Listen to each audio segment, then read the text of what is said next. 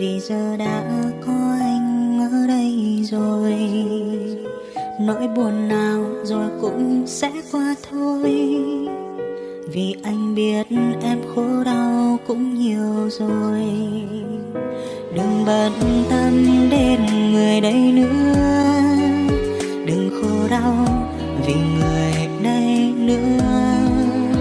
Cuộc tình này anh nghĩ em nên dừng lại, vì họ đã có một người thứ hai.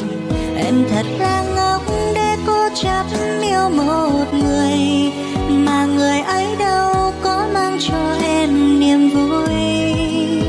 Vậy tại sao phải cố yêu nhau để rồi mang cho nhau thêm những nỗi đau? Đừng nên hoang phí tình cảm chân thành dành cho một người đã không biết trân trọng.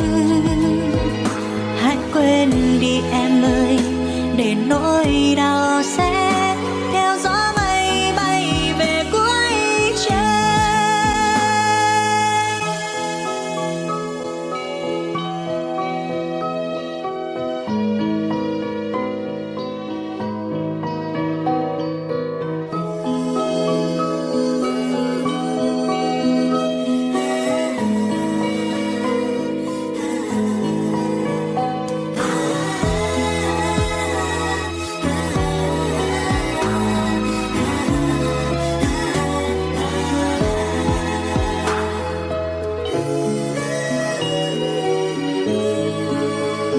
Đừng bận tâm đến người đây nữa, đừng khổ đau vì người đây nữa.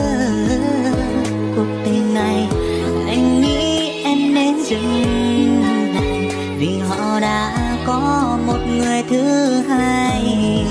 Anh thật là ngốc để cố chấp yêu một người, mà người ấy đâu có mang cho em niềm vui. Vậy tại sao phải cố yêu nhau để rồi mang cho nhau thêm những nỗi đau? Đừng nên hoang phí tình cảm chân thành dành cho một người đã không biết trân trọng. Hãy quên đi em ơi, để nỗi đau sẽ theo gió mây bay về cuối trời.